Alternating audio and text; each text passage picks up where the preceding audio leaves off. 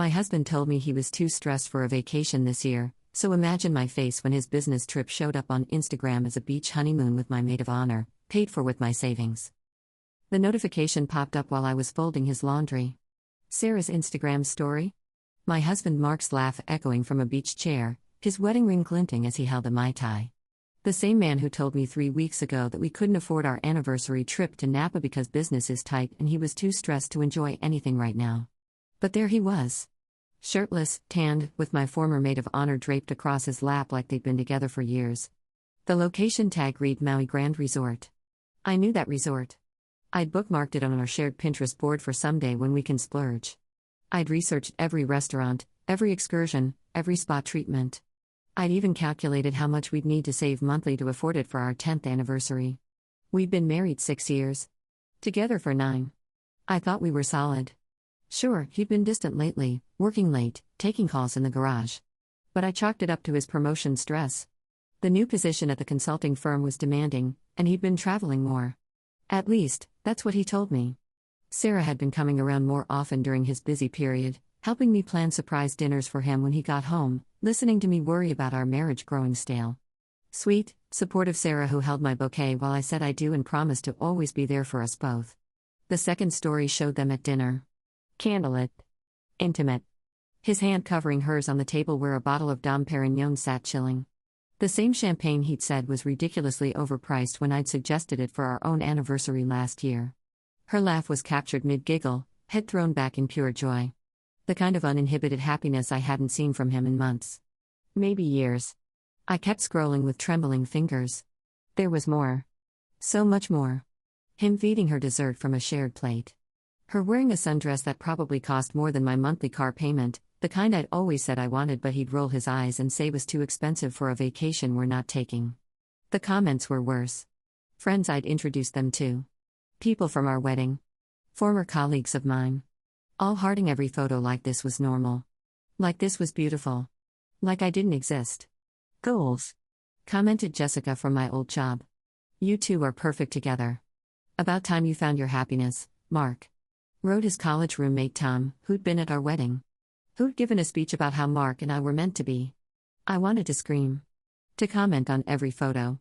To remind these people that he was married. That I existed.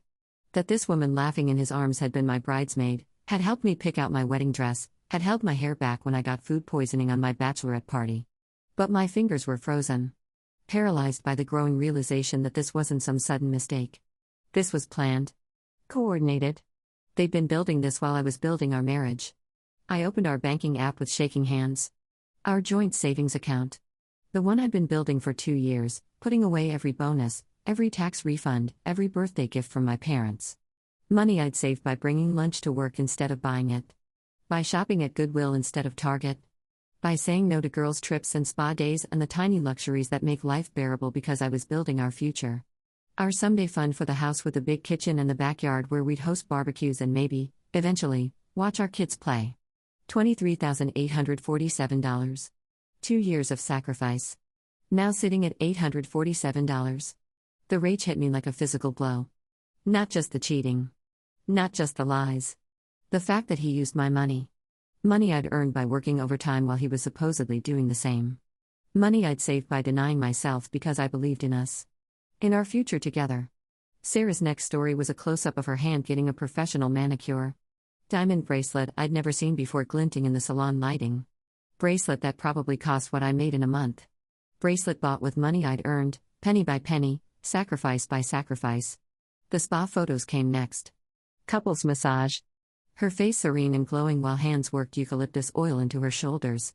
The same spa treatments I'd bookmarked and dreamed about, calculated and saved for, only to be told we couldn't afford luxuries when I suggested a weekend getaway for our anniversary. I scrolled back through weeks of posts, looking for clues I'd missed. There they were. Sarah's girls' trip to Miami from last month lined up perfectly with Mark's client dinner in Tampa. Her spa day with mom coincided with his golf weekend with the guys. A whole shadow relationship documented in plain sight while I was making grocery lists and planning our budget and wondering why he seemed so distant. My phone buzzed with a text from my mom, "Haven't heard from you this week, honey. Everything okay?" Everything okay. I almost laughed. My husband was in Hawaii with my best friend, spending my money on the vacation I'd been dreaming about for years, while I sat in our apartment folding his underwear like the perfect little wife. But sure, Mom. Everything's just perfect. The garage door opened. His key in the lock. I stood there holding his freshly folded boxers, my phone still open to photos of him feeding chocolate-covered strawberries to my former best friend, and watched him walk through our front door with a tan and a smile that died the second he saw my face. He wasn't even trying to hide it anymore. The relief in his expression was unmistakable. Like he'd been waiting for this moment. Like he wanted to get caught. "How was Maui?" I asked, my voice surprisingly calm. The color drained from his skin. No explanation. No scrambling for lies. No, it's not what it looks like or I can explain. Just this horrible, quiet recognition that it was over. He didn't even try to deny it. He looked almost relieved, like he'd been carrying a weight he could finally put down. "Pack your things," I whispered. "Now." He nodded and walked past me like I was a stranger. Like the last 9 years meant nothing. Like I was already gone. He was gone by morning. No note. No apology. No explanation for where 9 years had gone or how my best friend had become his better option. Just empty hangers in the closet and a forwarding address he'd left with the mailman. Professional and efficient, like he was wrapping up a business transaction. Sarah blocked me on everything before I could even attempt to confront her. Smart move on her part. I probably would have driven to her apartment and made a scene that would have ended up as content for her story too. Crazy ex-wife shows up at my door. She'd probably get sympathy comments about dealing with unhinged people and how some women just can't let go. The divorce papers arrived within a week, delivered by a courier like I was being served a subpoena. Mark had already hired a lawyer. A good one, apparently, because the paperwork was thorough and devastating. No-fault state meant no-fault divorce. Assets split 50-50, even though he'd systematically drained our savings to fund his affair. My lawyer, a tired-looking woman who'd clearly seen this story 1,000 times, explained it with the enthusiasm of someone reading a grocery list.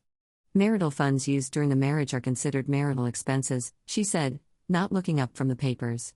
"Unless you can prove financial fraud with intent to deprive, which would require extensive documentation and cost more than you'd likely recover." So there it was. Legal theft, wrapped in a bow. He'd stolen my money to romance another woman, and the law called it a marital expense. Like taking your wife's savings to wine and dine her best friend in paradise was just another Tuesday expense, like groceries or gas. The humiliation campaign started immediately. Mark had always been good at managing narratives, it's what made him successful in consulting. He spun our story before I even knew there was a story to tell. We'd been growing apart for years. He tried to make it work, but I was emotionally distant. He'd found real love with someone who truly understood him. Poor Mark, trapped in a loveless marriage with a woman who never appreciated his ambitions. The narrative spread like wildfire through our social circle. Mutual friends chose sides with surgical precision, and apparently, I was the bitter ex-wife spreading drama. 3 couples from our friend group stopped inviting me to parties. My book club developed sudden amnesia about my existence. Even my own sister, during what was supposed to be a supportive phone call, asked if I'd been emotionally unavailable in the marriage. "I mean, you have to admit, you weren't exactly present lately," she said, her voice gentle but cutting. "You were always working or worried about money." Maybe he felt neglected. Right. I was emotionally unavailable because I was working overtime to save money for our future while he was planning romantic getaways with my best friend. I was worried about money because I was the only one actually saving any while he was secretly spending it on another woman. But sure, Lisa. It was my fault for not being present enough while being systematically betrayed and financially abused. The Instagram posts kept coming, a steady stream of their perfect love story. Sarah wore my grandmother's pearl bracelet in their engagement photos, the one I'd lent her for her own wedding 2 years ago and never gotten back. When I'd asked about it once, she'd claimed she couldn't find it, would keep looking. There it was, gleaming on her wrist as Mark slipped a ring onto her finger. A ring that probably cost more than our entire wedding budget had been. She looked radiant in every photo. Glowing with the kind of happiness that comes from getting everything you want without having to work for it. The vacation photos evolved into apartment hunting posts, then house tours, then moving day celebrations. They were building a life with remarkable speed, considering most of the funding had come from my sacrifices. I had to move back in with my parents at 31, carrying my belongings in the same boxes I'd used when I moved in with Mark 7 years earlier. Had to explain to my mom why her son-in-law was posting vacation photos with another woman while I cried over divorce paperwork at their kitchen table. Had to watch my dad's face when I told him about the money, about how they'd used my savings to fund their love story. "That son of a bitch," he muttered, which was the strongest language I'd ever heard from my father. All those dinners I cooked for him. All those football games we watched together. The worst part wasn't the betrayal or even the financial theft. It was realizing how completely I'd been erased from my own life story. Mark changed his relationship status within 48 hours of moving out. Posted photos of their new beginning like our marriage had been some inconvenient prologue to his real story. Some dress rehearsal for the main event. Their engagement party was held at the country club where we'd had our wedding reception. Same venue, same florist, probably some of the same guests. I saw the photos tagged by mutual friends who attended, smiled and celebrated this great love story while I sat in my childhood bedroom wondering how I'd become the villain in my own life. I tried reaching out once, about 3 months after the divorce was finalized. A long email about closure, about the years we'd shared, about basic human decency and respect for what we'd built together. I wrote about the dreams we'd shared, the plans we'd made, the future I thought we were building together. I asked for some acknowledgement that I'd mattered, that our marriage had meant something, that I deserved better than being ghosted from my own life. The email bounced back within minutes. Delivery failed. Email address not found. He blocked my email address. 9 years together, and I'd been deleted like spam. Filtered out of his life with the efficiency of a good antivirus program. Their wedding announcement showed up in my LinkedIn feed 6 months later, because apparently Mark wanted to make sure his professional network knew about his upgrade. Destination wedding in Santorini, exactly the kind of over-the-top celebration I'd dreamed about but we could never afford. The photos were magazine perfect.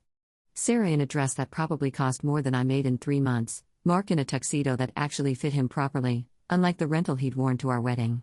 I calculated the cost obsessively, like picking at a scab. The venue, the flowers, the photographer, the guest accommodations.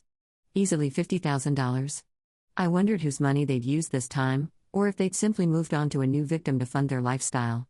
My therapist says I need to focus on rebuilding, that I'll find someone who values me, that this experience will make me stronger and more careful about red flags. But late at night, when I calculate how long it'll take to save that money again at my current salary, when I realize I'm starting over at 31 with nothing to show for the best years of my 20s, I understand the real truth. They didn't just steal my husband and my best friend. They stole my faith in my own judgment, my ability to trust, my belief that hard work and sacrifice matter. They left me with trust issues I'll probably carry forever and debt I'm still paying off from the divorce lawyer I couldn't afford. But the cruelest part is that they're genuinely happy. Every photo shows it. They got their fairy tale ending, funded by my savings and built on my heartbreak, and it's exactly what they wanted. I wasn't just replaced. I was the stepping stone they used to get to their real life.